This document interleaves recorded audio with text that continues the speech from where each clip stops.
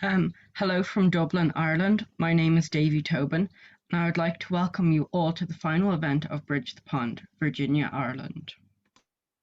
Hello from Blacksburg, Virginia. My name is Autumn Henshaw, and I also want to welcome you here today.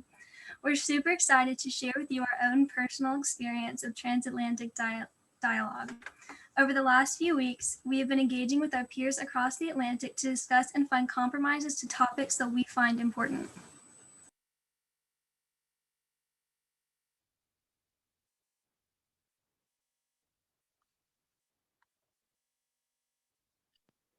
Davey, just pop yourself off mute there. Good man. Oh, sorry. In our transatlantic committees, we talked about climate activism and sustainability, digital citizenship and social media, and studying abroad. We are happy to share with you the results of our collaboration today and contribute positive solutions to issues our generation will soon face. We are also happy to share with you this experience of dialogue and building friendships across a 3,500-mile distance. COVID-19 has kept us physically away from our school classes and other things we enjoyed doing. Bridge the Pond was a welcome virtual school trip for 2021. Firstly, we would like to welcome some important guests and supporters who we are honoured to have with us here today. Before moving to our committee presentations, we would like to give them the opportunity to say a few words. Some housekeeping instructions. Don't forget to switch on your microphones and to switch them off when you are finished.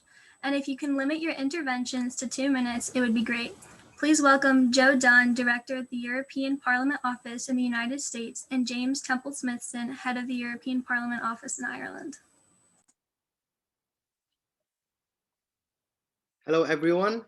I will jump in, replacing my director, Joe, who cannot be here right now with us because of other engagements. I just want to say thank you to all of you. We're so happy to be here with you.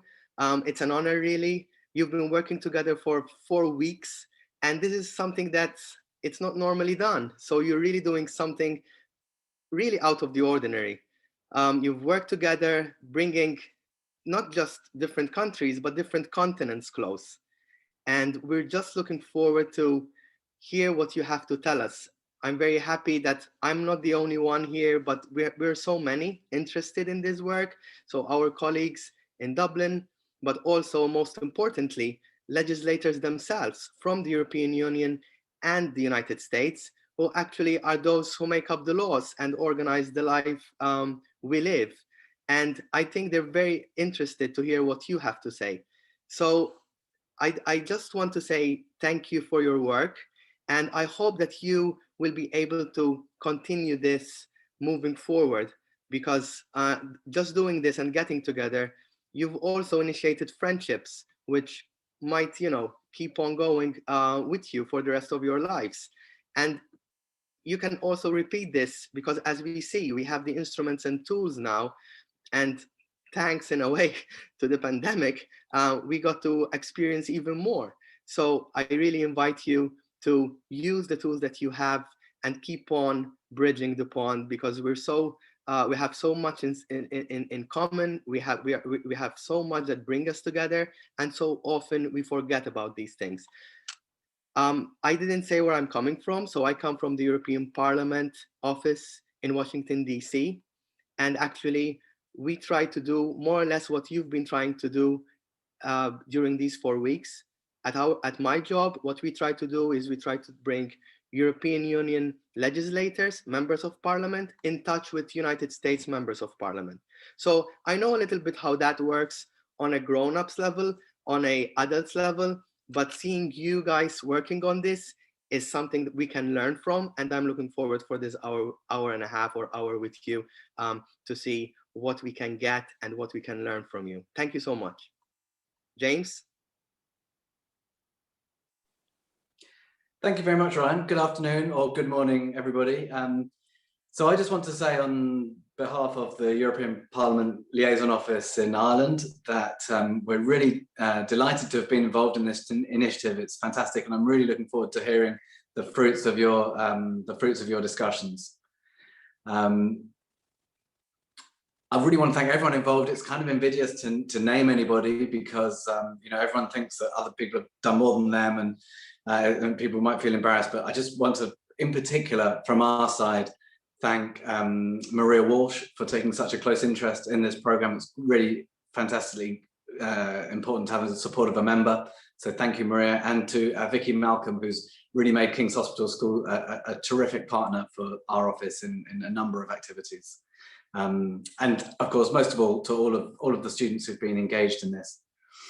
But I just want to make one tangential point, if I can, to all of this, which is in all of these discussions, because we're all operating in English and most of us are native English speakers, it's easy to lose sight of the importance of speaking a foreign language, another language. And I just want to flag that up, because the motto of the European Union is united in diversity, and nowhere is that expressed more, nowhere does that have greater expression than in the language regime in the European Union of our 23 official languages. I think learning another language gives you greater economic opportunities. It will certainly enhance your cultural opportunities. And you know, last night I was watching an Italian show on Netflix. And you know, on Netflix, they have these annoying white subtitles where when there's a white background, you can't read them. But it didn't matter because I could follow what was going on. So even in the lockdown, there's a practical benefit to having learned another language. So I really just want to underline to all of you who are studying languages, do keep it up. It will be a really valuable experience for you later on. That's all from me. The next speaker I see, will I hand directly to the next speaker, to Emer? Thanks, James. Hi, everybody. As Ryan has said, I'm the Deputy Ambassador, the Deputy Irish Ambassador in the United States, based in Washington, DC. And I'm delighted to be part of this. It was a real no-brainer for me to take part in this. And for those of you from King's Hospital, I'm living in Dublin, in Lucan normally, which is about 5 minutes from your school. So it was an easy yes. But more importantly, it was an easy yes, because what we do is all about fostering connections, and what you're doing now is being ambassadors for each of your countries, and it makes our job so much easier, because what you are doing is building those connections that will stand to you for years and years to come. And you know, whether it's cultural, political, business links, the connections that you'll have made over the last few weeks, you'll find that you know, if you ever go to either work in the US, or if the American students ever come to Ireland, they'll be the first ports of call, are these links that you've made over the last few weeks working together. And I think that's part of our job in the embassy, and I'm sure the same in the US embassy here, is helping to generate links. So anything that we can do that helps support those kind of linkages being built, and literally that bridging the pond. I think it's a perfect name for your project, and it's a great initiative, and I'm more than happy on behalf of the embassy to support this and to be part of it and to hear some of the work that you've been doing. So I want to say thanks to Joe and the team in the European Parliament office, and the same in Dublin, the one in DC and in Dublin. We're more than happy to be part of this, and happy to support you in any way we can as you continue this work, and as you find your way in the world. And if you ever end up in the Irish students working in DC or in the United States at some point, you know where the embassy and our 7 consulates are around the country. And I'm sure Christopher will have the same views from the Dublin end. So I won't take up your time. I think we want to hear from you guys. We want to hear what you've been doing. The last thing you need is to listen to all of us spouting on about what we do. As we want to hear about what you do. So I'm going to hand over to the US Embassy in Dublin, and I look forward to hearing all your work. Thank you. Thanks, Emer. And the pressure is on to be quick now. My name is Christopher Wurst. I'm the Deputy Chief of Mission here at the US Embassy in Dublin, Ireland. I'm really happy to be representing the embassy here, and wanted to start by thanking our colleagues in the European Parliament Liaison Offices, both here and in Washington, all of the other guests, and primarily to the students.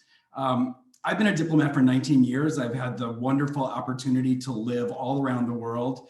And one of the things that I've found traveling around the world is, though we approach problems differently and we have different ideas about things, I'm always just incredibly impressed by how similar we are. And even though we might approach things differently, at the end of the day, we have the same wants and the same needs and the same desires. And I think you find that by talking to people from other cultures. Before I was a diplomat, I was a teacher, and I actually taught internationally in South Africa. And my classroom was full of students from all over the world. And we used to have amazing debates and arguments. Everybody brought their best to class, but we also had a lot of mutual respect. And we, you know, to this day, it remains my favorite job, I think, that I ever had. It is a really difficult time now because we're limited. We can't go out and physically meet. But I really want to encourage you, when you have the opportunity, to think about studying abroad and to think about finding opportunities to travel and to meet other people, because it really will change your life in a really positive way. I love this Bridge the Pond initiative. I think it's absolutely wonderful that students from here in Ireland and students from back in Virginia, which I called home up until last summer, are having the chance to talk about all of these issues that will affect you. But not only that, you will affect these issues by what you bring as the next generation of leaders. So with that, I'll stop, but I want you to know how proud I am that you're doing this, and also really look forward to hearing what you have to say later on. So thanks. Oh, and it's up to me to introduce Maria Walsh. Oh, thanks, Chris. I was like, I think I'm next on the hit list, so I'm just going to jump forward. Well, first and foremost, can I just say, Davy and Autumn, what a absolute rock star of an introduction, and the fact that you're really holding it together and making sure us more seasoned folks are keeping to our time. So I'm going to keep it really short before you two put the mute button on me. On a personal front, just want to acknowledge Ryan and James for welcoming me in, particularly James. I get more out of listening and engaging with younger people, regardless of what air code or what country you're from, because if we're not in touch and if we're not engaging as parliamentarians, as people, then ultimately our authentic vision for a better society begins to just disappear. And that's certainly not what Bridge the Pond or anybody on this call, I believe, really wants to happen. I love the fact that the three headings are in place, and I'm really looking forward to learning from you all. And I hope we can share some best practices, and that next week when we go to our voting week, our plenary here in the Parliament, I'll be able to take some of the nuggets of wisdoms that you'll be sharing and you've discussed as two groups of people coming together. Much as just Chris has shared, you know, regardless of our mother tongue, color, creed, or orientation, or where we're from, we all want the same things. And it is up to us to make sure the table that we bring all those things to are respectful, are fair, and we're actively listening. So that authentic message travels through.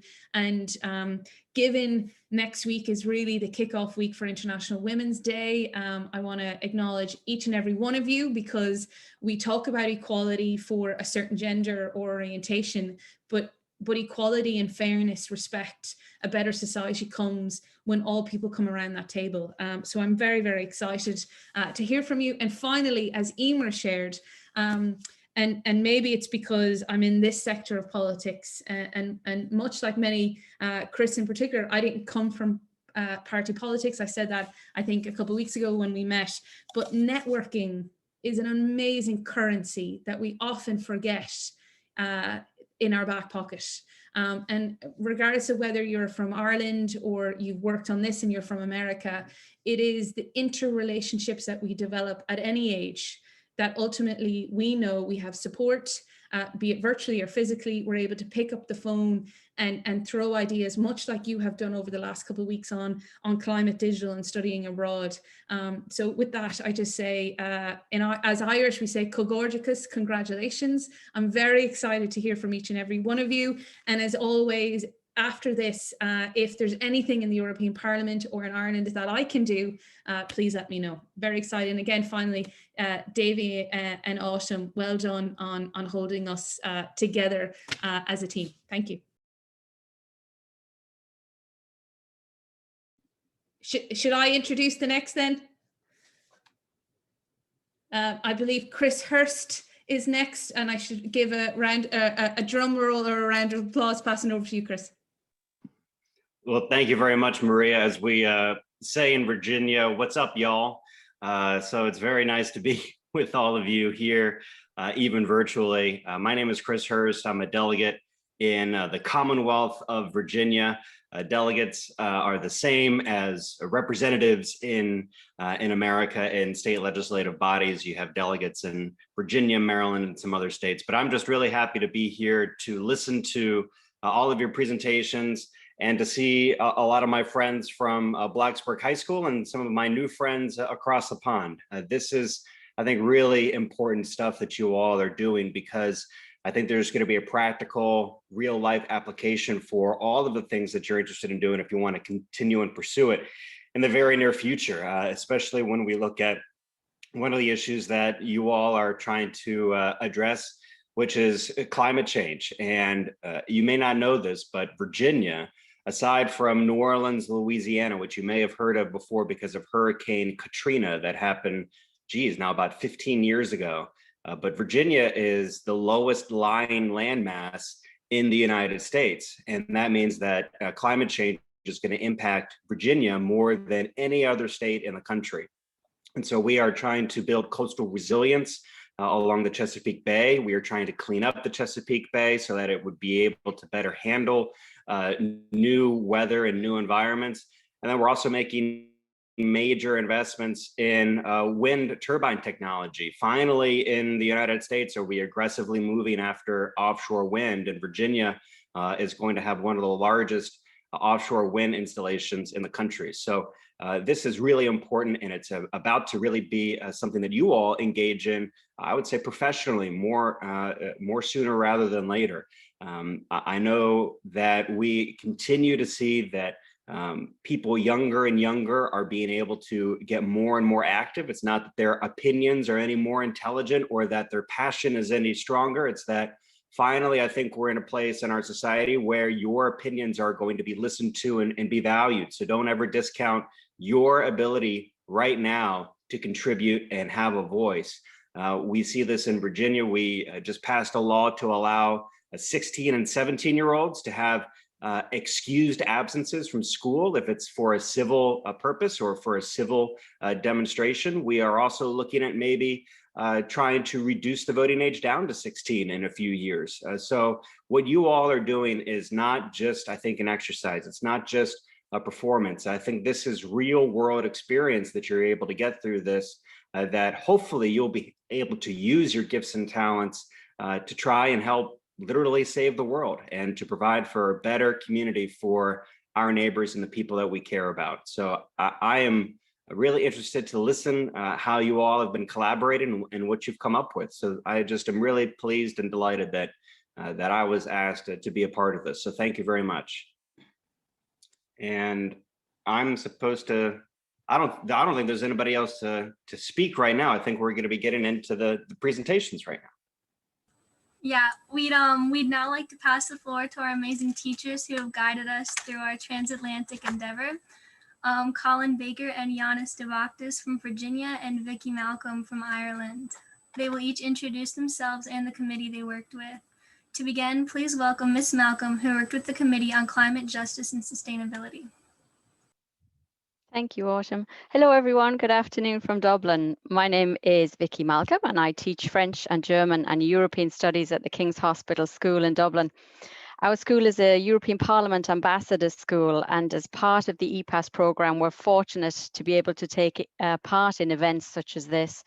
I'm sure it's not lost on any of the students that we're in very, very distinguished company today. And it's such a powerful experience for our students to be able to talk directly to those people with the ability, I think, to act on their concerns and to strive for change on their behalf. So personally, I would really like to thank you all for this opportunity.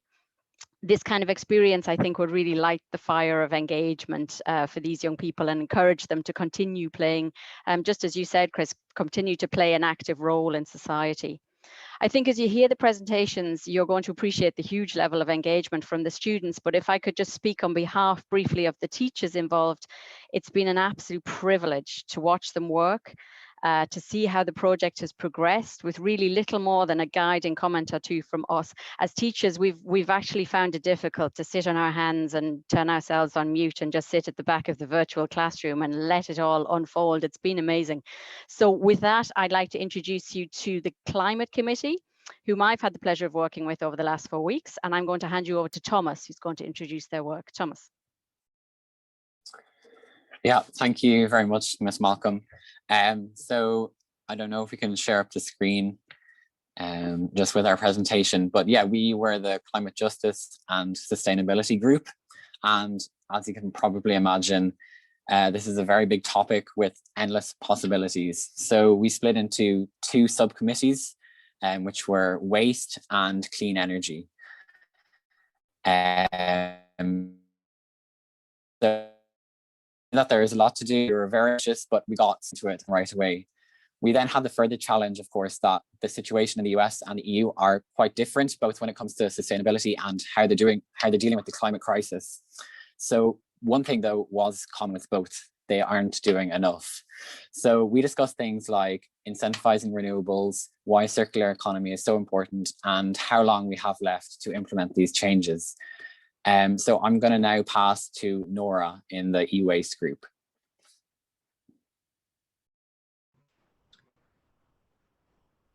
So what is e-waste? E-waste, or electronic waste, includes waste from technologies or appliances that are broken or no longer useful, which are being disposed of or thrown away. A lot of this waste is not recycled in the US or Ireland. Many of these technologies that are being thrown away could have been recycled, reused, or refurbished. Recycling this waste would help our environment and our economy.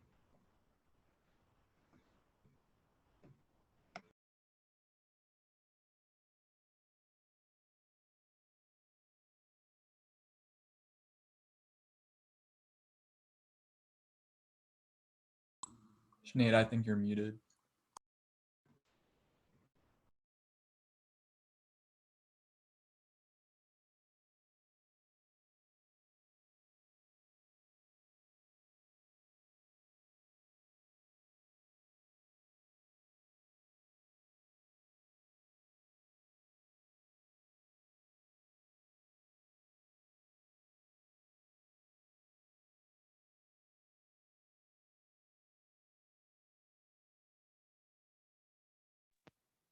Sinead, you just need to knock yourself off mute.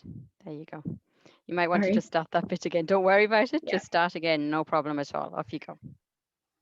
Why is e-waste important? Recycling e-waste important. So e-waste is the fastest growing waste stream in the EU, and less than 40% is recycled.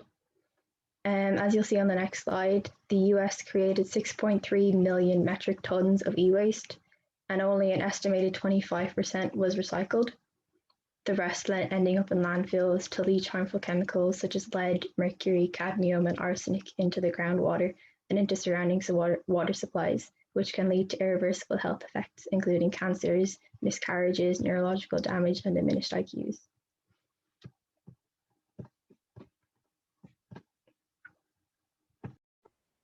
So these are some of the economic effects and benefits of properly recycling e-waste. So waste management and recycling industries in the EU had a turnover of 145 billion euro in 2008, and this created 2 million jobs. And the US had $53 billion in revenue. As well as this, compliance with EU policy would create an extra 400,000 jobs each year and would create an extra 42 billion euro annually. The major economies of Brazil, China, and the United States currently employ 12 million people in recycling and waste management. And sorting and processing recyclables alone creates 10 times more jobs than in landfills or incineration centers. And this isn't just for e-waste, this can be applied to all forms of solid waste management.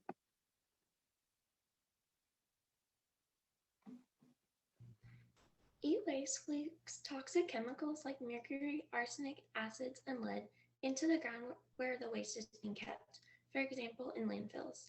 Recycling is the safer alternative for this waste, and by recycling, we reduce the amount of chemicals being left in the ground to contaminate the soil and pollute the groundwater. Secondly, recycling e-waste also results in the recycling of valuable natural resources like copper, silver, and aluminum. These rare earth metals have to be mined from the ground, so by recycling, we reduce this need. Mining leads to air pollution and water contamination, which can be prevented by reusing the materials that we already have available. Lastly, studies on e-waste have found that it has a very negative impact on the human lung cells. We inhale the toxins that the waste creates as air pollution. This causes a large amount of lung cancers, heart diseases, and asthma attacks. By recycling, these risks go down greatly, which increases the overall health of humans. We also wanted to propose some solutions as to how we can improve the recycling of e-waste, and we decided to focus on 5 different subcategories: awareness, availability, incentivizing, reusing, and sponsorship. So obviously making the general public more aware of the benefits of recycling and the negative impacts of what happens if they don't. That's really important, and it's kind of a neglected section of awareness. So we propose that you can run competitions within schools or against other schools to see who can collect the most e-waste, as well as improving education surrounding recycling and especially the recycling of e-waste. Availability.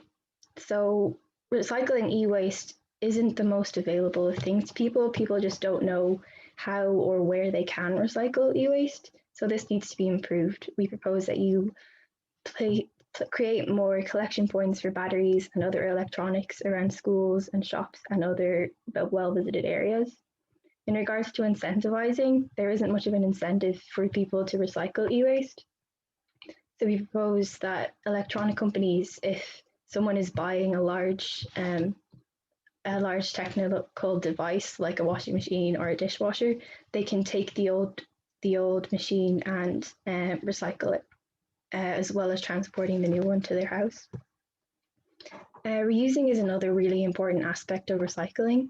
So we're adding the option of repairment to consumer rights would greatly benefit people, as it would stop them throwing out broken tech. You could also use old broken tech in tech clinics to teach people how to fix and troubleshoot their technology, as well as repairing and fixing people's old tech to give it to disadvantaged or people without electronic for communication, or even now school. So sponsorship.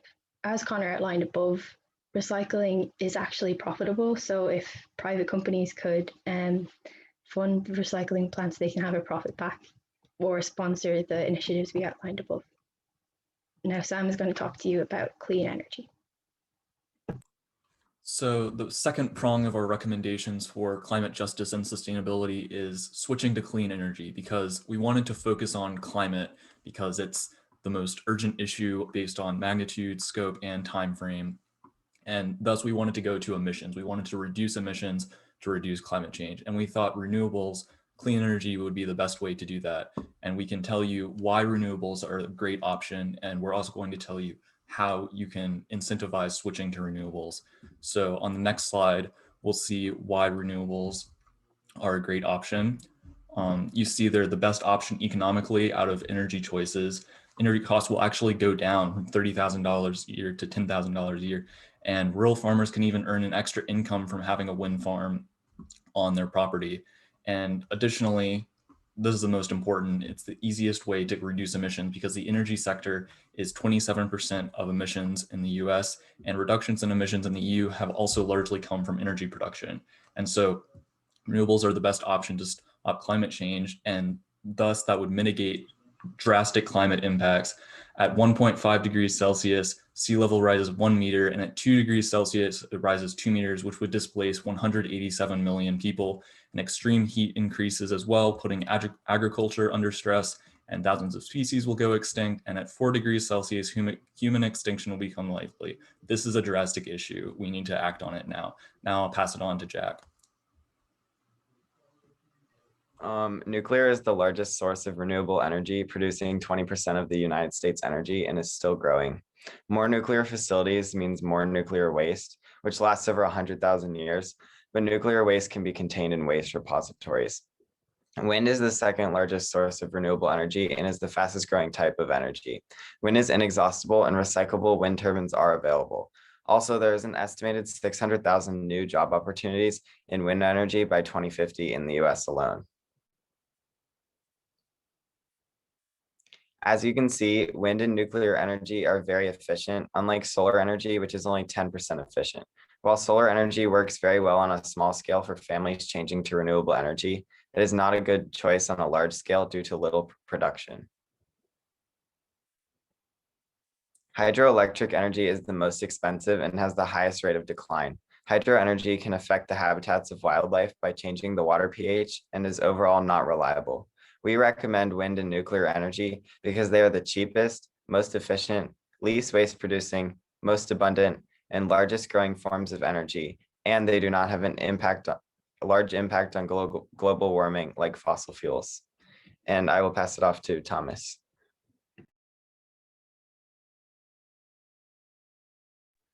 Yeah, so I think we're going actually now to Alex for the plans for incentives. So going to Alex.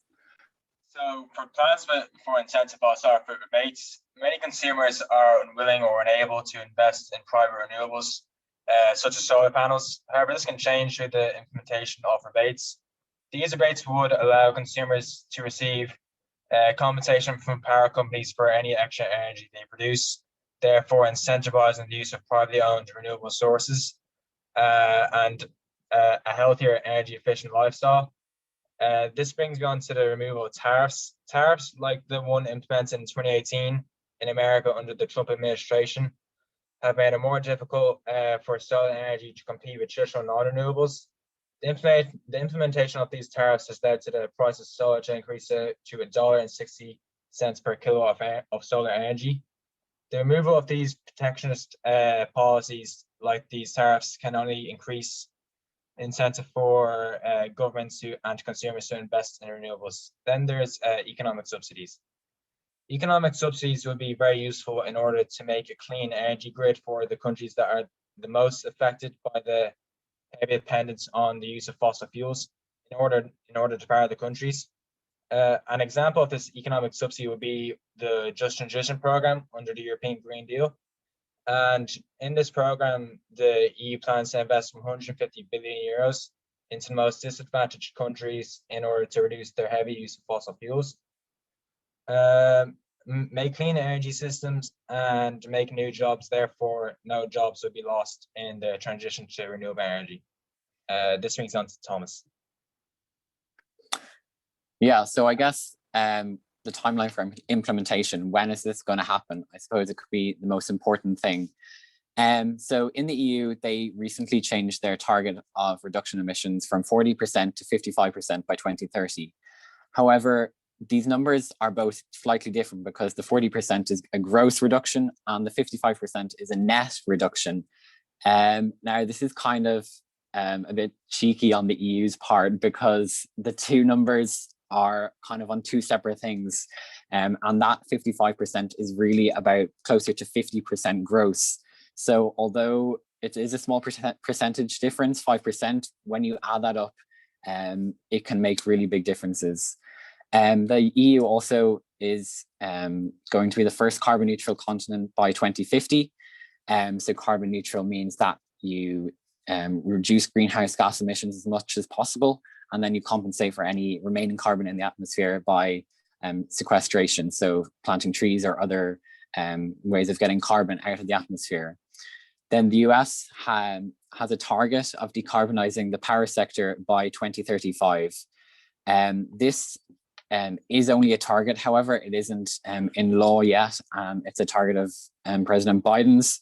But if this did happen by 2035, it could be a catalyst for other sectors, for example, the transport industry and manufacturing, and it could reduce overall emissions in the US by 70 to 80%. So this would be really good to see, but however, it is only a target. So to conclude then, all of this project was done with the EU Green Deal, the Paris Agreement, and then the inauguration of Joe Biden very recently. So we'd now like to invite Honourable Member Maria Walsh and the Honourable Delegate Chris Hurst for a brief comment or question. Ms. Walsh and Mr. Hurst, would you like to take the floor? Thank you. Mr. Hurst, would you like to go first?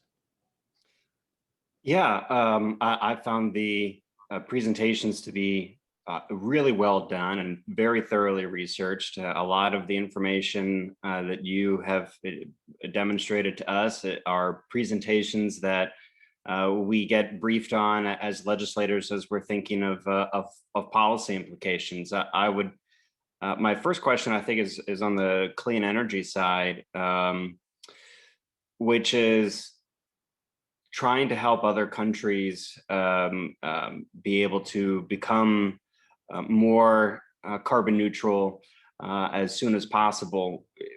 I know that the European Union, a lot of countries are still trying to rely on natural gas as this quote unquote bridge fuel. And when I first got into politics about 5 years ago, we in America have been calling natural gas this bridge fuel.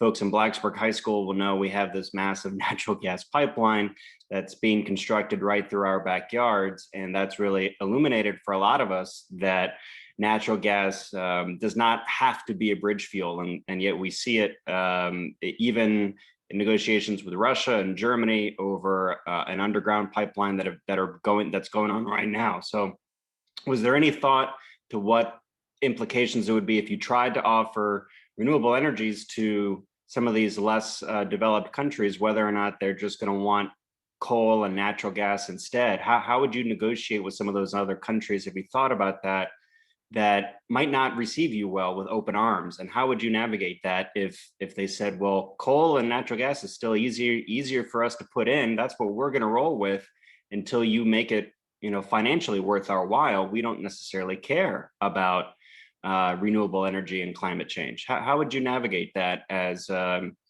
diplomats and trying to work with other countries, you think? Yeah, and just to come in after Chris's question, I was really great presentation, and actually I came away with a huge amount of learns. And as soon as he started, I was about to pop into the group. Can we get a copy of this presentation, because it was digestible, it was easy to understand, and there was clear breakdown. So for that, I'm grateful for that. Just a couple of questions in terms of under e-waste, and really under both topics of clean energy and e-waste. You mentioned education. How do you see, or did you guys discuss how that will play out? Is there a target audience that you're looking at? I would assume all ages, but did you discuss or explore how that education would be rolled out? Because often here in the Parliament and in my constituency of Midlands Northwest in Ireland, that is a beautiful mix of urban and rural. You hear from one side, which is younger people and those that have climate close to their hearts, talk about we need urgency, and I agree with you. And then we have others that we need transition, and nothing can happen with a quick switch. So I'd love to hear a little bit more about that if you guys have discussed. And the other was around, did the area of migration come up in your conversation? The rise, adding on to Chris's question, the rise of what we estimate will be in countries outside the EU in particular, and seeing because of climate. I would love to hear a little bit more about that. Yeah, and then I think given our positions, I know particularly in Ireland, did you talk about wind farms and wind farms offshore, I should say, and using the beautiful waters that we have? Did that even come up in conversation? And I leave it there. Thank you very much. So I don't know if anyone from the Clean Energies group would like to take the dealing with the other countries. I can take Delegate Hurst's question. I'd start by saying, you mentioned we wouldn't do this if it's not economically viable. I think the first thing to do is just go ahead and make it economically viable. I think we should do whatever it takes to make this the best option possible. If it comes to it, you can like I said, you do whatever it takes. If it comes to it, you can start using economic sanctions on non-renewable resources such as natural gas and oil. And I think also just the hegemony of the US and the EU, if they were to switch away from natural gas and coal and oil permanently, then that would just set an example for the world anyway. And that would be a great step towards other countries following suit. And then if I could add on a little bit more onto Sam's point. So wind is already extremely efficient, and actually we could implement it without even the use of subsidies in many countries. So obviously that's very it would be a great incentive for a lot of disadvantaged countries to be able to implement something that's actually cheaper than they already have, and be able to produce as much energy, if not more, with offshore wind, or even switch to nuclear. In regards to education surrounding e-waste, I can only speak for Ireland at this stage, but I know in our curriculum there is a good bit of education surrounding recycling, but very little aimed at recycling e-waste. Because I didn't really know what e-waste was until I actually started researching for this project. I know in our curriculum you have CSBE and SPHE. Those would be two curriculums that you could very easily implement more education surrounding recycling, and especially recycling e-waste.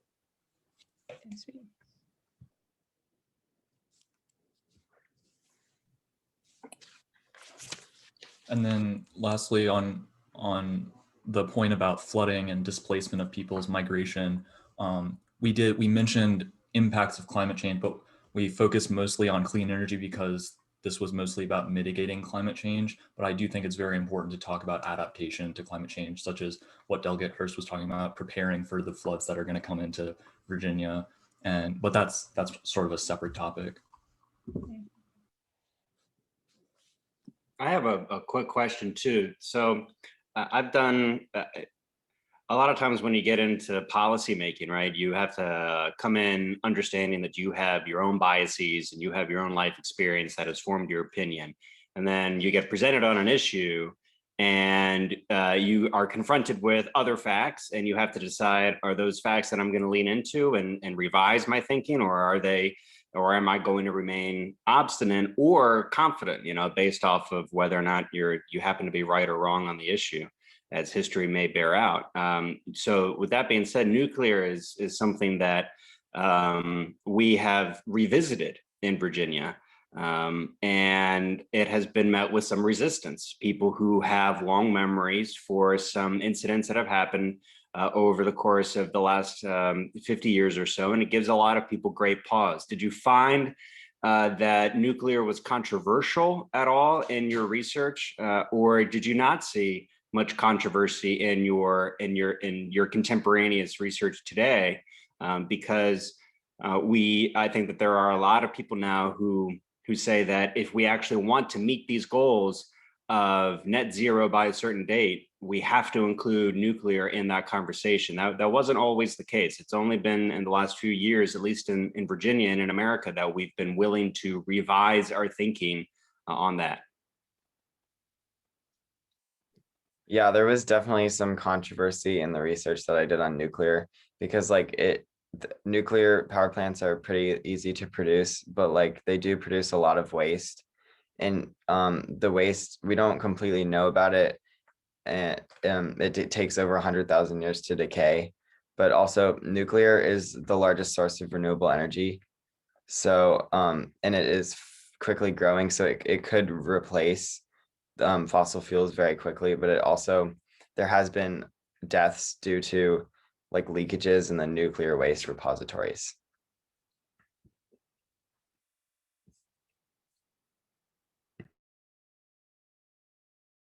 And then I might add a little bit more. Definitely when it comes to any energy, it's obviously important to weigh the pros and cons. I actually, before going to this project, I was kind of solar all the way. Solar is the way to go. And then as we began researching, I started to find that, well, maybe solar isn't the best source of renewable energy, and especially Maria Walsh's last question about wind and offshore wind in Ireland.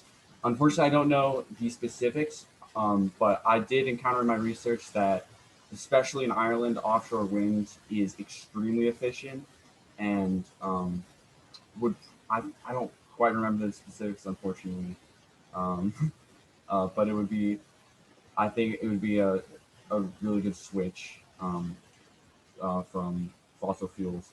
And then, yeah, with nuclear, you have to weigh, obviously, we have this huge waste problem when it comes to nuclear, but then you also have to take into account the huge benefits of switching to renewables. I think it's 92% efficient of the energy from using nuclear. So I think it's definitely a controversial issue, and requires discussion, obviously, because again, in people's memories, events like Chernobyl, and then obviously figuring out where to store the waste.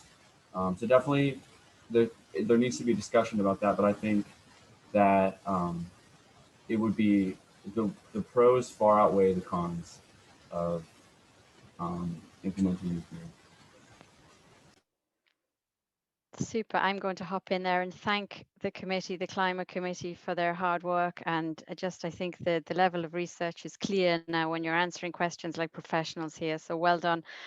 Fantastic. I am going to move things along now by handing over to Colin Baker to introduce the Digital Citizenship Group. Colin.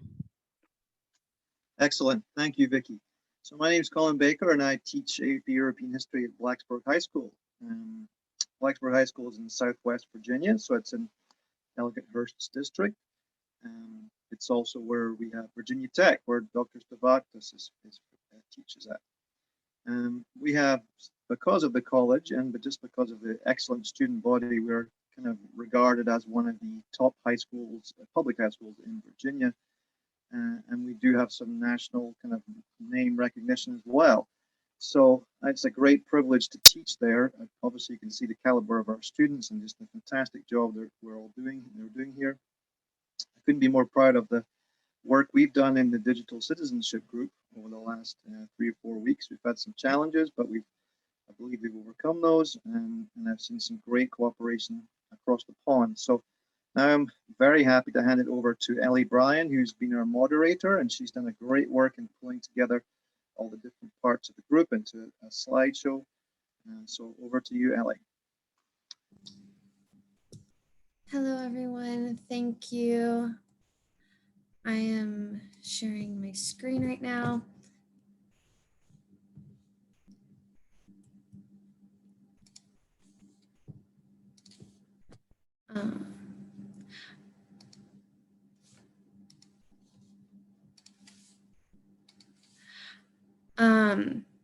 Just double checking that it's all working well.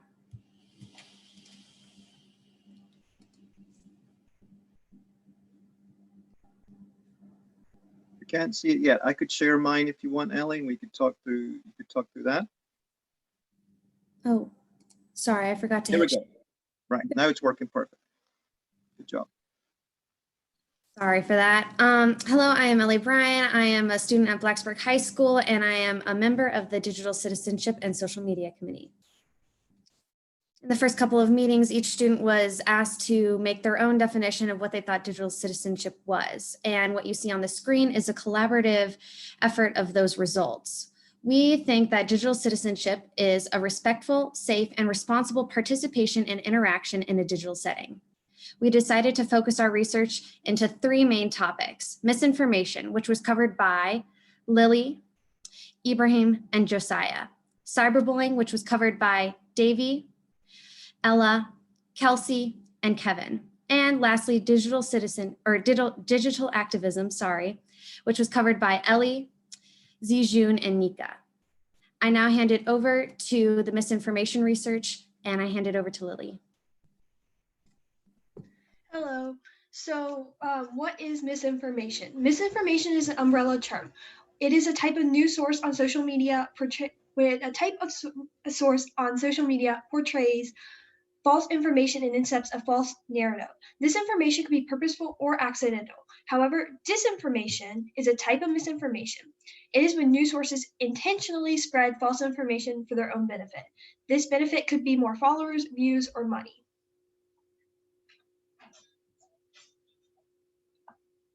Why is this a problem? Teens and adults have begun to rely on social media. It has become a new way of life. As more and more social crises appear every day, such as COVID-19 conspiracies, racial injustices, and the Capitol Hill riot, people have begun to refer to social media for their news information, making it crucial to ensure individuals are well informed on events occurring around the world. Misinformation, however, played a key role into some of the largest conspiracy theories of 2020 and was 70% more likely to be shared again than a true source. This massive spread of false information has resulted in more polarization and even violent outbreaks, such as the United States one in January. The most prevalent types of misinformation surrounded COVID-19 outbreaks, vaccines, and treatments, which circulated worldwide.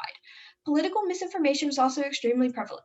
Misinformation concerning Brexit spread more locally in Europe, while in the United States, misinformation, including the presidential election, played a key role in the outcome of 2020.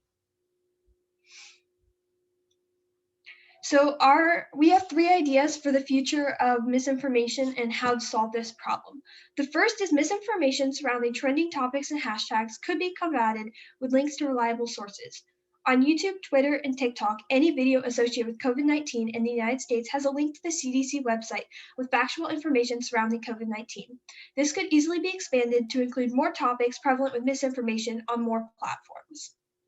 Our next idea includes more education and awareness around social media so that users are informed about the disinformation and what they may be seeing and are able to regulate and report it, which would slow down the spread of misinformation. This could start with teaching children more ethics, right versus wrong, and then applying this to social media to teach them how to properly use this and create a better future on the different social media platforms. Finally, governmental guidelines used to improve consistency across platforms and provide clear expectations about what information is allowed and what information is prohibited to prevent bias in politics from determining the type of information social media platforms censor. Then, for some individuals who continuously spread incorrect information and disinformation across multiple platforms, fines could be used to discourage the continuation and amplification of the disinformation on a widespread scale.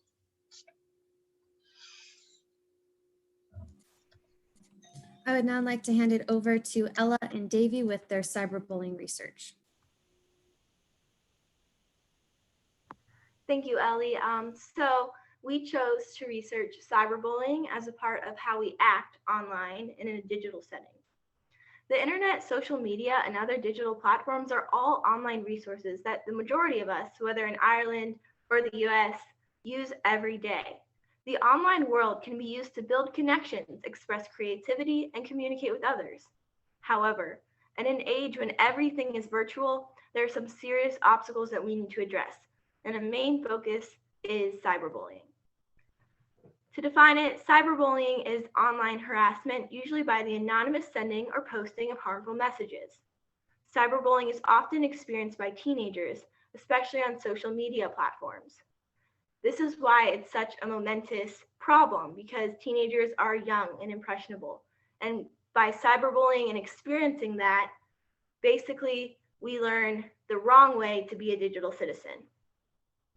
Cyberbullying can be just as damaging as in-person bullying and can result in significant physical, psychological, and emotional consequences. Other results can include stress, anxiety, depression, or increased chance of drug or substance abuse. Self-esteem problems or lower academic performance are also outcomes of cyberbullying. In fact, as many as 93% of kids victimized by cyberbullying reported feelings of sadness, hopelessness, and powerlessness. As you can see, cyberbullying has real impacts on young and impressionable internet users. It creates an unhealthy foundation for digital participation in the future. However, we can and should do something to address this problem. And that's when I pass it over to Davey. Thank you.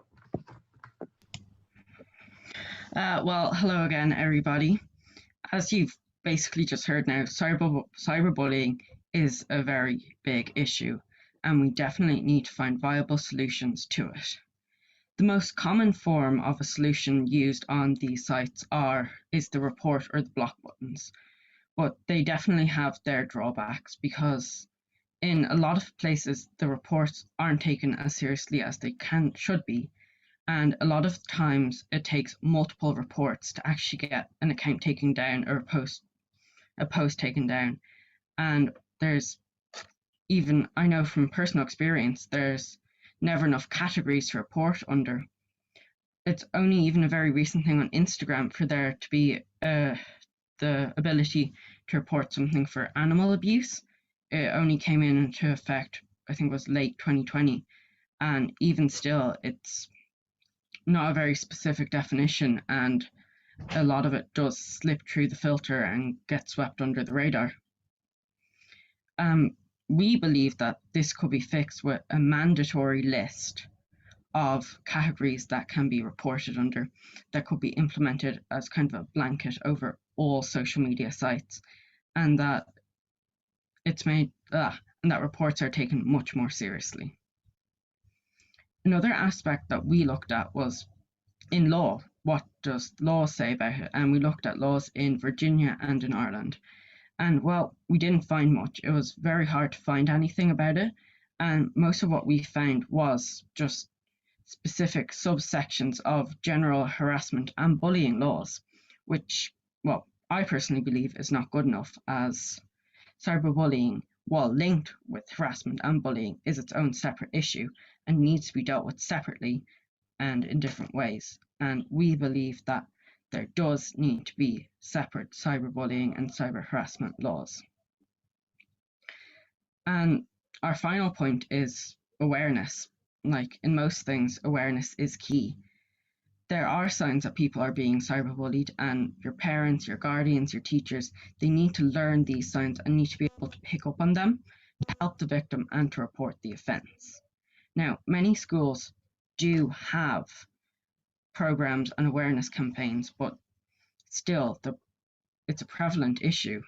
So maybe these campaigns and these programs, they need to be updated, made more modern, more current, and they need to be more engaging than they currently are. Cyberbullying is a negative aspect of the World Wide Web of social media, and these sites can generally be a good thing, but there is the downside of this, as you're seeing today, and these issues are directly translated to the lives of young people. However, we believe that awareness is ultimately key in fixing these issues. Thank you. Thank you, Davy. I will now pass it on with digital activism to Zijun. Okay, hello, thank you, Ellie. So the third topic of digital citizenship that we chose to focus on was digital activism. Simply put, digital activism is the use of a digital platform or space to promote a cause, spread awareness, or even to bring about change. With the rapid growth of online platforms in this age of technology, entire campaigns can now be run online with just as wide reach as in-person campaigns. The most popular platform used by digital activists to spread awareness and gain supporters is, you guessed it, social media, such as Twitter, Facebook, YouTube, etc. A study by the Pew Research Center found that 69% of Americans believe that social media sites are very important for getting politicians to pay attention to issues, and 67% believe that these platforms are important for creating sustained movements for social change. Now, an example of digital activism is Greta Thunberg and her campaign for climate activism. Greta began at age 15 by spending her day sitting outside the Swedish Parliament, and now Fridays for Future and School Strike for Climate has spread all across the world and the internet as well, including here at Blacksburg High School. The Black Lives Matter movement is another global movement that began to gain momentum when videos of the arrest of George Floyd began circulating on the internet, and now the ongoing campaign is widely known, both online and offline. A maybe lesser known movement known as the 5-Star movement in Italy is an example of how digital activism using a blog evolved into a movement with supporters directly voting on issues. So with that being said, our key guiding question when coming up with recommendations was this: how could you promote digital activism while still being a good digital citizen? The first recommendation we came up with was incorporating a few of the misinformation subgroups recommendations into your online posts, whether you're campaigning or simply spreading awareness. Like we previously mentioned, internet users sometimes unintentionally spread misinformation when they're campaigning, so incorporating some of the recommendations from the misinformation slide would ensure that you and your supporters know that the information you are sharing is correct. Respectfully supporting and promoting your cause and campaign by being aware of the impacts words and posts can have can also help you leave a good digital footprint. Digital literacy or awareness courses in schools to promote a more in-depth education of the digital world would be immensely beneficial for both digital activists and for navigating the online world in general as well. I know here in Virginia, we are required to take economics and personal finance courses that are designated to help us navigate the future better. So it should only follow that we should also be required to take digital literacy courses as the online world becomes more prevalent in our lives. Currently in both schools, digital literacy classes are either not mandatory, poorly constructed or executed, or simply just not comprehensive enough. And last but certainly not least, public centers with internet access or computers for areas with limited to no internet connection would allow more impoverished areas to promote their cause, raise awareness, and connect with the rest of the world as well. Thank you, Zijun. Overall, we believe that as we become more dependent upon the digital world, that the best way to help combat struggles or challenges that we find in it is by increasing awareness in not only the problems, the solutions, but also in preventative measures that we can take as well. Thank you for listening. The sources are linked below, and I now hand the floor to Delegate Hurst and Member Walsh for any questions or comments. Thank you very much. Chris, I don't know if you want to jump in, but I'll just as the screens are coming back, again, similar to the climate team, wicked presentation. I was really floored by the statistics, particularly the last piece there with the 69% believe using social media to connect with their politician, or more so calling them out, is really fascinating to me, because within my office, we use social media to engage. So it's really interesting that's what you found. And of course, 67% for movements. A couple of questions from my side is, did you discuss as a group out of nosiness that lifelong learning piece, the way campaigns around fraud, anti-money laundering is directed at older citizens, but did you discuss that as a group, just out of curiosity? And the other is, it was mentioned digital literacy and seeing that in education. Was there certain things that you feel as a group you would like to see more of in class, just some like the best practices, or just digital literacy overall? The literacy piece does not want to come out of my mouth today. And I'll pass over to Chris. Oh, well, I think those are great questions to go ahead and get started answering. I find that this presentation, again, very expertly prepared, but just it almost weighs on me heavier than the issue of climate and the environment does, because with those issues, I feel like you could get a mass of people in the same boat, wanting to go in the same direction. It's inspirational. It's us as humans trying to do what we do best, which is to try and look out for one another and survive. With this one, it is very, very difficult. And you all are going to have to be living with this for the rest of your lives, as will we, because we have this meeting with the intersection of the First Amendment.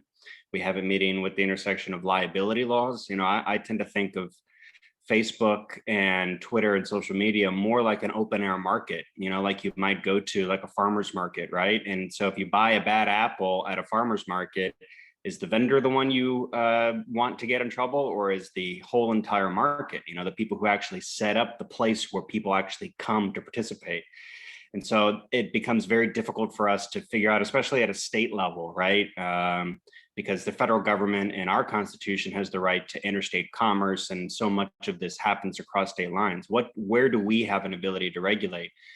Virginia, tried to pass a data privacy law. We're trying to go after digital literacy, but this is just really difficult. And so my broader question would be, where do you think, and we've done this in case law, and I found this too, because I'm not a lawyer, but we always have to figure out what are the courts how are they going to interpret this? How are lawyers going to argue one side of this policy or the other in court? And so, you can't yell fire in a crowded movie theater, that's not an appropriate use of your freedom of speech rights. In America, our Constitution says the freedom of speech shall not be abridged. I just looked this up. The Irish Constitution says you have the right to express yourself, but with some caveats, to maintain public order. And so that's already two countries having a different attitude about the lengths that your ability to free speech go. And so I would be curious, did you have philosophical conversations about, if we start to restrict and moderate and go after this issue, how quickly you're going to run up into opposition of people feeling like you're violating their constitutionally protected rights? And how do you weigh that and think of that? That's my overarching question for all of you.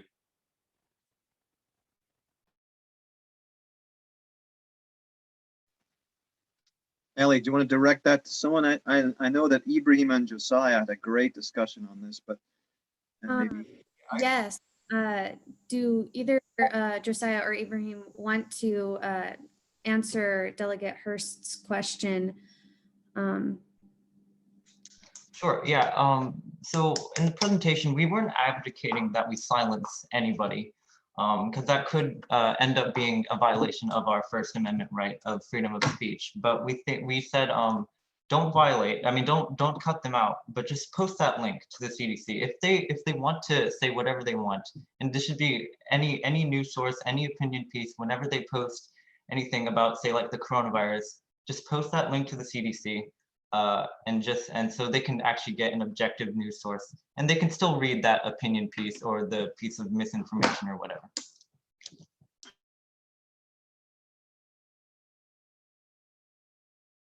Maybe as a follow-up to that really quickly, if you'll indulge me, is because I also wanted to comment on the fact that you used pictures from the January 6th insurrection in your presentation. And, I haven't had any opportunity to talk to anybody who is not an American citizen about this since January happened. And here we have many people from Ireland.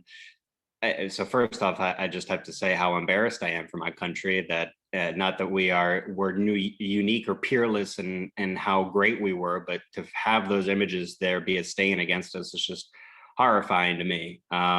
And so the question would be for, I guess, Blacksburg High School students again, is like, or for folks at King's Hospital, is if you were to see that as a policymaker, how would you not want to just lean in and try and do whatever you could to try and prevent that mass misinformation garbage bin being released onto a citizenry, where then it turns into a coup attempt? As a policymaker, how would you approach that?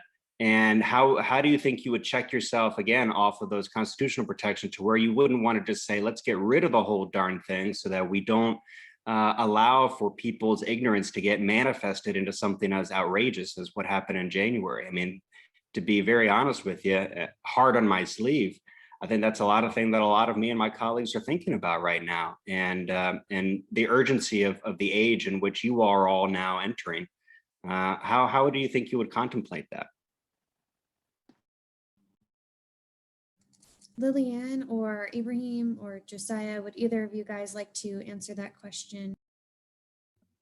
Sure, I can. So it's like, one thing, it's important to remember that like not everyone did try to attack. I mean, some people were peacefully protesting, which is definitely within their rights, but you just gotta remember that it's not like, there's a definite balance. There's a fine line between censorship and letting them express their opinions, even if they are wrong. And so that's where there needs to be like a universal definition of, this is what needs to be taken down, and this is what's allowed on social media, and this is what isn't, so that there's clear expectations for the platforms, and they're not regulating that themselves, but they have like guidelines of this is what should be allowed to stay up and what shouldn't, which then they can across all platforms, including like ones like Parler and more like I guess more liberal ones like Twitter. That way it's like consistent across all platforms, and even no platform has the right to just let people say whatever they want and completely say like lead to things such as the Capitol riot, but at the same time they have the ability to have the ability to express themselves. Yeah, I just want to jump in here and say thank you so much for your answers and for your great questions from Chris and Maria. I think Davey, to sum up, Davey's covered it pretty well when he talked about being digitally aware is about learning, and maybe that's about laws that need to be passed about bullying in cyberspace when schools when students are learning. Maybe the best place to fix this problem is when they're 15, 16 or younger in high school, and maybe we should be considering laws or classes at school to deal with it. So thank you everyone for doing that. I'm going to pass over now to Dr. Stavakis, and he's involved in the study abroad group. Thank you, Colin. Good morning and good afternoon from Blacksburg, Virginia. My name is Yannis Stavakis. I'm professor of political science at Virginia Tech. I'm also the director of the European Union Transatlantic and Trans-European Space Studies Center. It's a Zamonet Center of Excellence here in Virginia Tech. I'm also the director of the International Studies program here. And I had the great pleasure to work with excellent students, both from Ireland and Blacksburg here in Virginia. And the group dealt with questions pertaining to study abroad.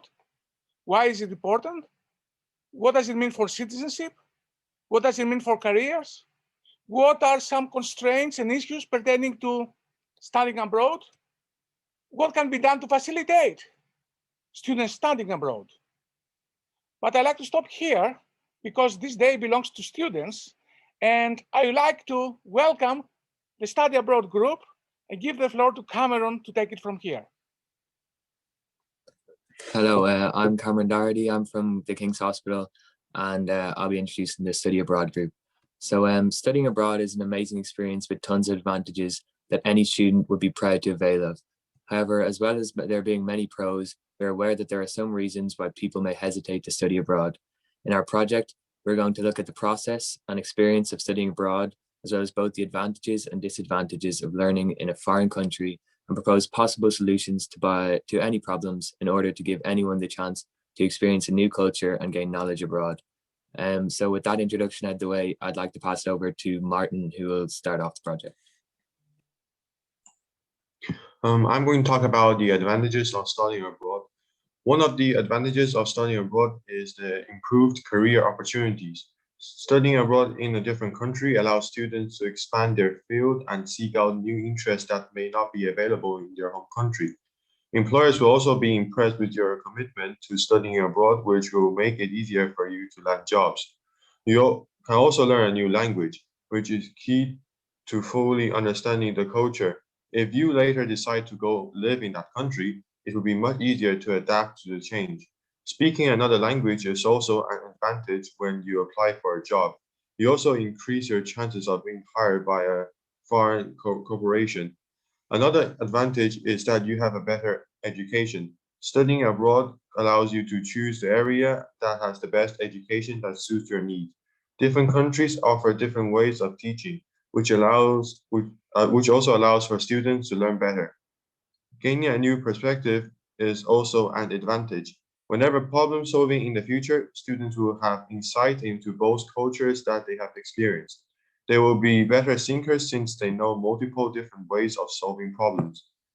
Expanding connections is another advantage. Studying abroad lets students meet new people that can become lifelong connections. These connections will be very important in the future in terms of your career. Having important connections lets you be able to solve problems easier and gain a second opinion. Studying abroad will let students gain independence and confidence. Learning to live in a new country with a different culture and language is a quick way to gain independence.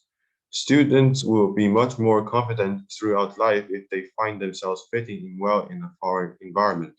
And now I'm going to hand it over to Saoirse. Hi, my name is Saoirse and I'm going to be talking a bit about how to study abroad and hopefully kind of better explain the application process and stuff. So the first step in the study abroad experience is going through the motions of applying and preparing yourself for your time away. These preparations normally include visas, application forms, possible scholarships, and safety, which I'll be looking at.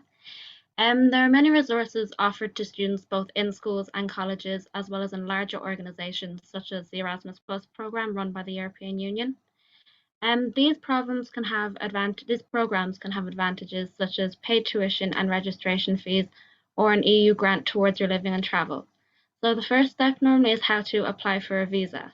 So obtaining a visa is an important step for any student hoping to study abroad. It is a document showing that the holder is allowed to enter, leave, and/or stay for a specific period of time in the particular country. Applying for a visa is generally a 5-step process, the first of which being a letter from the institution you will be studying in stating that they will be sponsoring you. It should include things like tuition and room and board costs, proof of housing, etc. Step 2 entails getting written proof that you have a certain amount of money in a bank account under your name with which you will live. Generally, there is a minimum amount required. Next, you need proof that you indeed have a way to pay for that study abroad, whether that is through a letter from your school or a program that is sponsoring you. And after that, your biometrics are required, which basically just means your fingerprints, and you can head to your nearest immigration center and have this done there. Finally, you need to send in your passport along with other required documents, and they should all be returned to you with a visa. After that, a big factor when deciding to study abroad is cost. A great way for students to decrease the cost and make their trip more affordable is by applying for a scholarship. So scholarships are a grant or payment made to support a student's education, awarded on the basis of academic or other achievement. There are many advantages to scholarships that make the life of a student easier.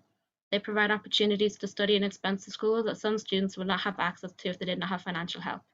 Scholarships also give a large boost to your resume and allow students to focus on other pursuits, such as skills or academics, as they don't have to worry about repaying costs. Overall, they are a massive help in the pursuit of studying abroad, and if more of these sort of programs were offered for both academic and extracurricular achievements, many more people will get the chance to study in good schools around the globe. Another huge concern of studying abroad is safety.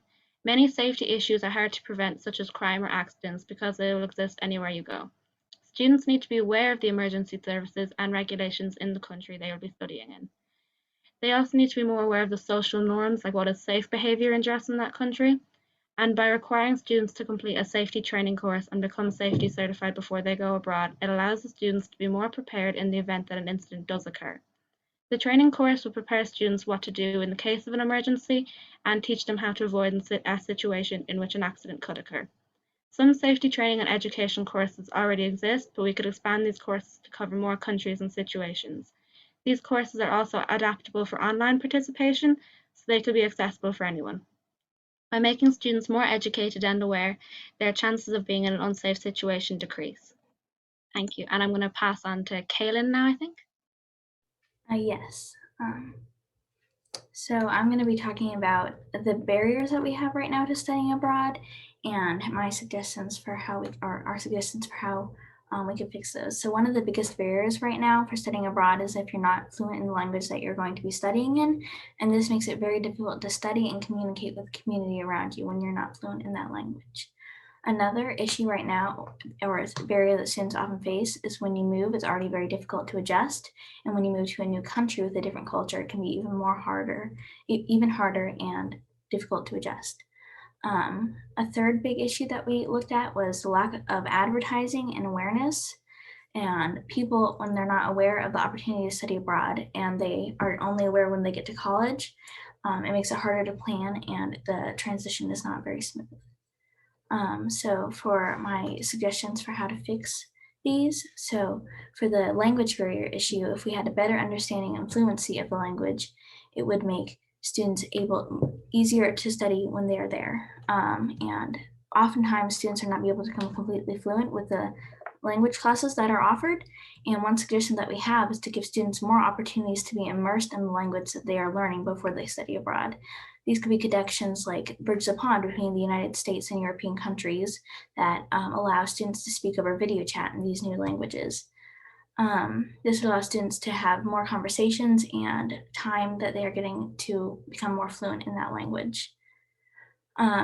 For the barrier of not being aware or no advertising, one way that this could be aided is to have it be introduced in high school or earlier.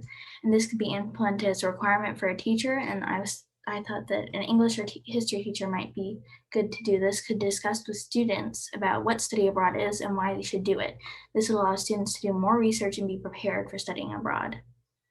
And help the cultural shift, one solution that we have to the huge cultural shift is having a guide that would help students be able to study abroad. There was a program that was made that paired students with students in the other country that they were traveling to, would allow students to have a friendly face and would make it easier for them to adjust. And one way this could happen that would make the experience even easier is if students could meet earlier over video chat before they're traveling, like I suggested for the language barrier solution. So when they travel to the new country, they know who they're going to be with and they can make a new friend. This would make the experience much more smooth and it would help students feel much more comfortable. Thank you so much, and Cameron will end the presentation. At this point, I'd like to thank you for listening to our presentation thus far. It was great to be able to collaborate with the students in Blacksburg, and it was a welcome change at this awkward time. I would now like to open the floor to any questions or comments that the Honourable Member Walsh or Delegate Hurst may have. Member Walsh, have you, I kind of have taken up a lot of the time, so I'm sorry for that. Go for it. No, not at all. Sorry, the Honourable Walsh thing keeps throwing me every time you finish your presentations, because whenever I get called honourable, that means I'm in trouble or I'm in trouble. It's either two extremes. No, but from just a great body of information, and I really enjoyed it. I kept right now in the European Parliament, in my employment committee, we're working on how to connect those that feel most disconnected in vocational education training, so like apprenticeships or different types of study, and how to connect in Europe better. So like I'm an employer in a wind farm and I want someone in training. I put it out across the entire European Union so that we're constantly sharing skills. And that's what kept getting in my brain in terms of when you're going through your presentation on studying abroad, which led me down the path of, did you discuss as a group issues in mobility for students that are studying abroad, those who might want to study abroad who have disabilities? Did that come in as a conversation point, or any mental health barriers out of interest? And then more specifically in terms of financial barriers, is there anything else as policymakers need to be more aware of? Do we need to do something like that one-stop shop that I was talking about in terms of the apprenticeships and traineeships for studying abroad? I really liked your future proofing of a relationship. So when you do land somewhere, that relationship has already been fostered. And I think the world of digital allows us to do that, because you have the likes of Zoom or whatnot to connect with that family or that individual. And there just come a couple of my thoughts and my asks. Chris will come in with more of an ideological, an amazing question, and absolutely, I'll be sitting there going, why didn't I come up with that? Wait for it now. I can feel it, Chris. I say it. No, I just want to know where everybody wants to go. This is something that will only be part of your lives, and more, hopefully once we get out of pandemic restrictions, is an ability to go literally anywhere in the world. And with Internet of Things, you can pretty much do whatever you want to do. You can do it if you just have a computer and an internet connection. So I'm curious to know, where you all, have you thought about where you would want to go? Where do you want to see the world? And where do you want to do study abroad? To answer Delegate Hurst's question, I think the general sort of answer to that question that we sort of talked about was, we want to go as many places as possible. I think a lot of opportunities might have been lost due to COVID. And so I think people want to just travel as much as possible once this is all over. I know in our EU studies class, we had a German and a French exchange teacher come over, and they told us that the only thing that they disliked about studying abroad is that they hadn't started it sooner. They'd come over from Germany and France, as I say, and they were just enjoying it. Even in COVID times, they still had a great time in Ireland.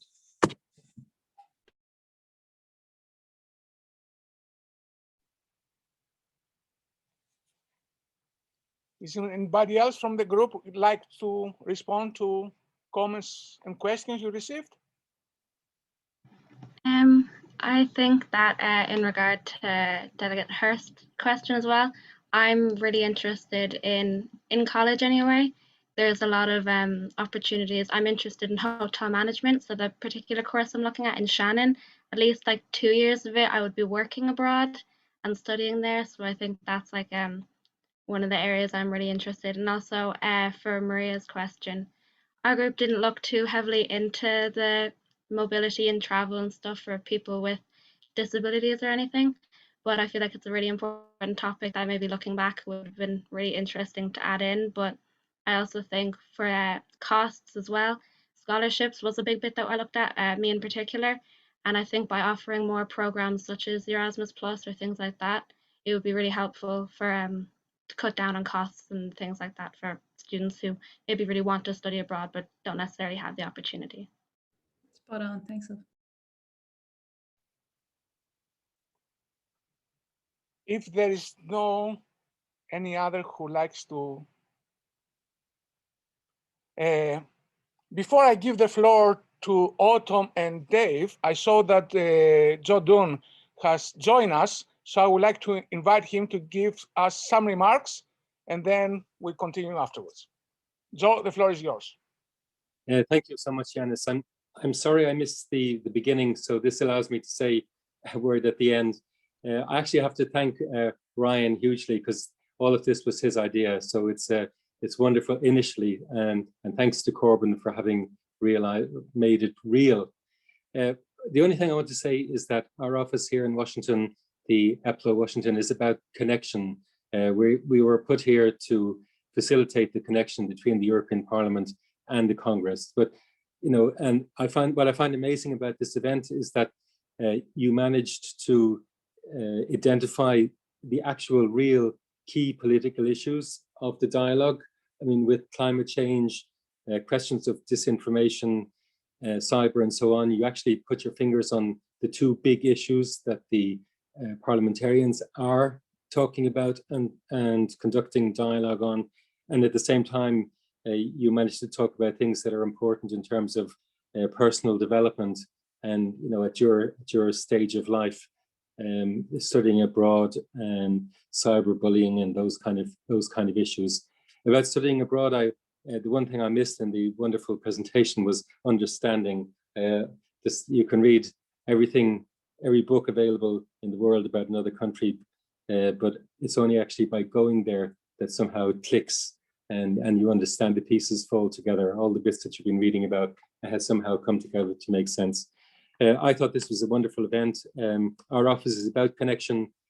This really is connection. So in all levels, the political level and at the people level, at the schools. And I think the teachers done a fantastic job putting this together. So thank you, Colin and Vicky and Yanis. Thank you so much. And it's a great privilege for me to be here, and great to have heard Maria and Chris, holding the fort for the politicians with the young generation. Thanks. Thank you so much, Yanis. Thank you for giving me the floor. Thank you, Joe. I really appreciate your intervention here. I would like to give the floor now to Autumn and Dave for the closing part of this wonderful event.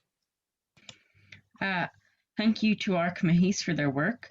We'd now like to invite two fellow students, Josiah and Sinead, for a conclusive remark about their experience of bridging the pond.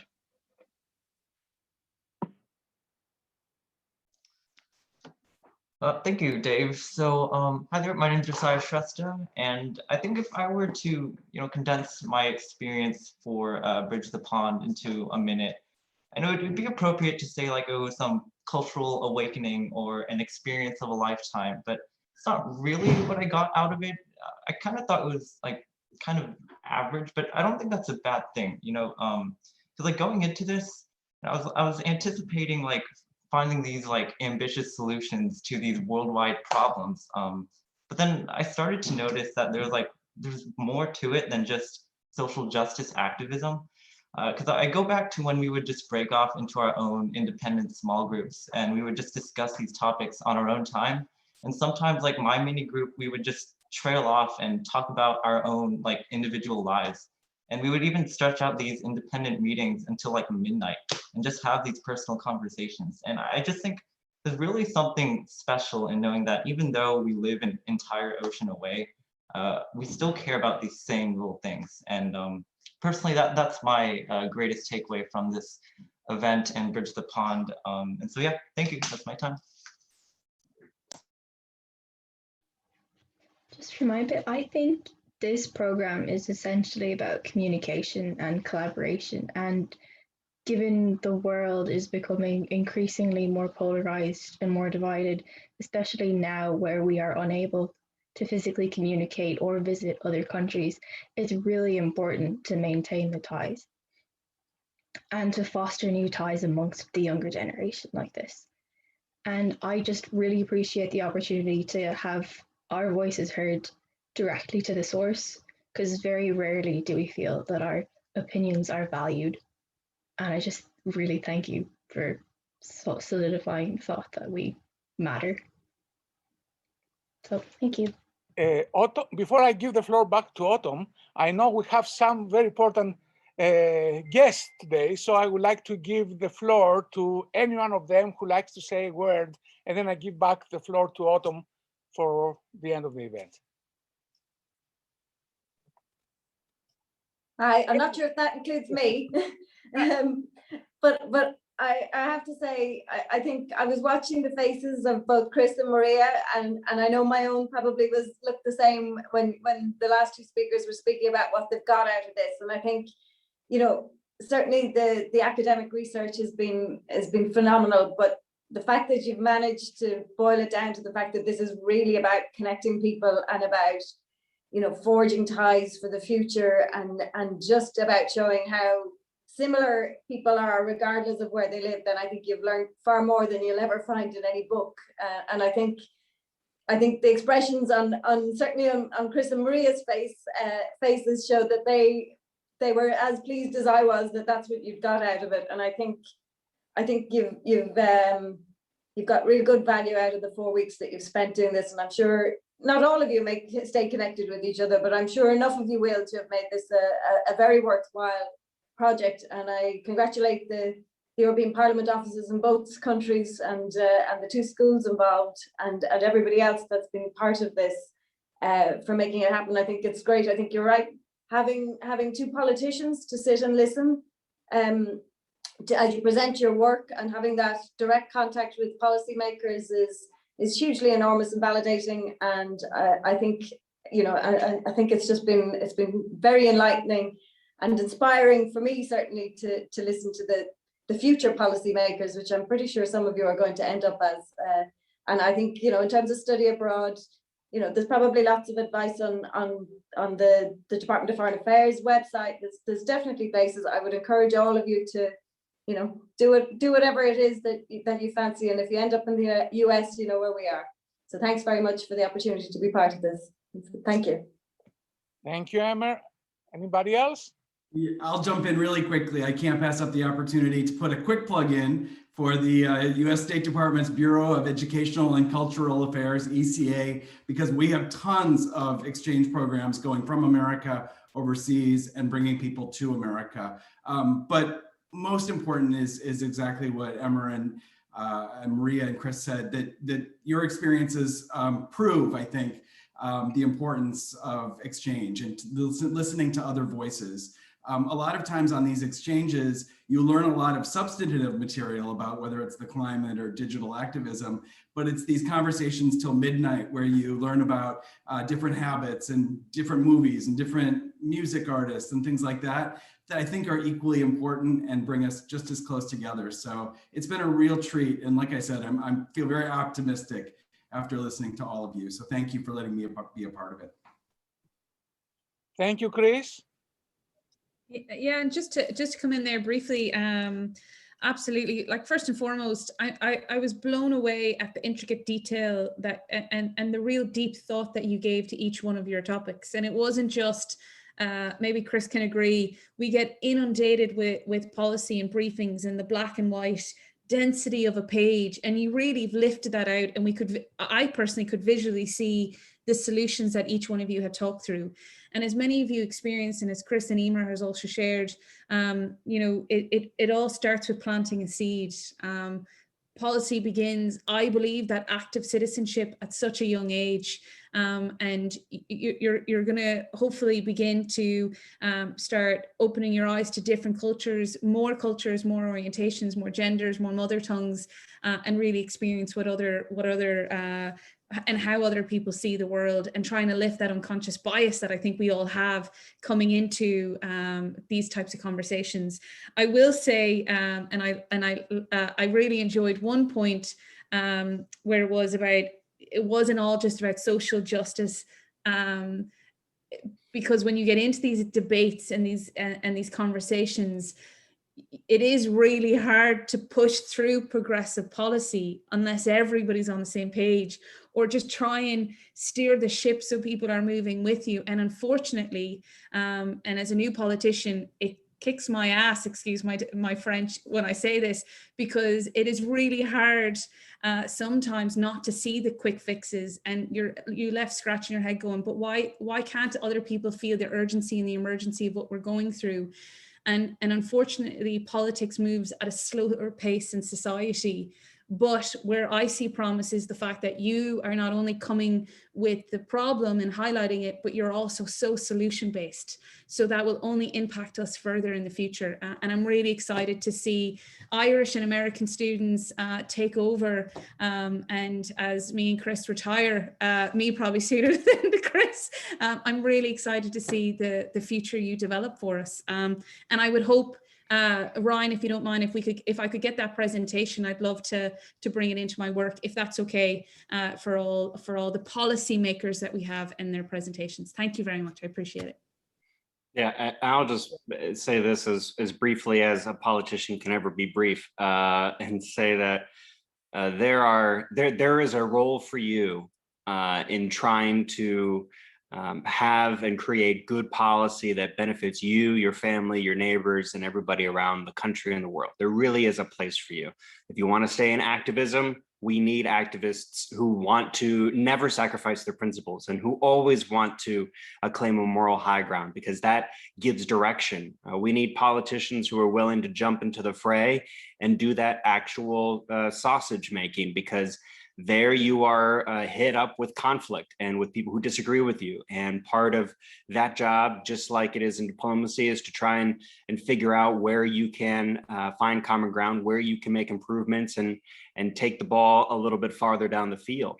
And then there's the implementation of it. You know, policymakers, we set laws, but there are many, many other people who then are charged with making sure that we implement those laws the way our communities intended. But I still believe fundamentally that the way we organize government still works. We're getting a bunch of people together who have similar interests and can share similar problems. They might identify different things. They might have different urgency for other things.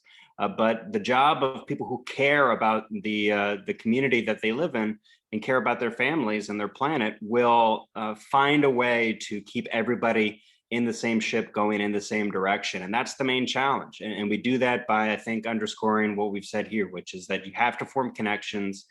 If I disagree with you, but I care about you, I might be willing to go along with you. And that's something where you really then start to gain some headway, is if you can continue to build coalitions and have people who want to all be in the same direction, going toward a common purpose. And we need people who are willing to stay in that direction now more than ever, because there are so many different ways, Facebook included, for you to drop off and get off the bandwagon. But we need to make sure that there are smart people like you who are willing to collaborate and bring different groups of people together to solve problems.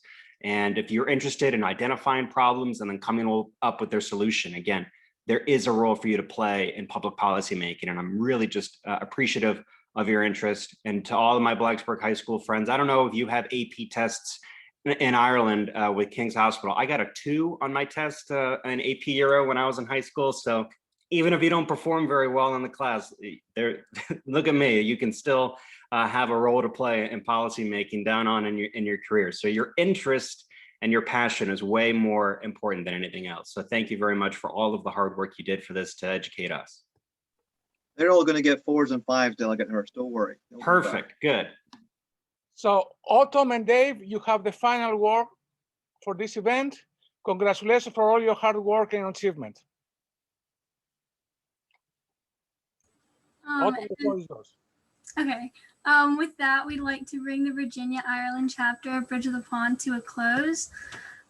Thank you to Mr. Mielek and Ms. Francois for making this dialogue possible, as well as our dedicated teachers. And a thank you also to the U.S. Embassy in Dublin and the Irish Embassy in Washington, D.C. for their presence here.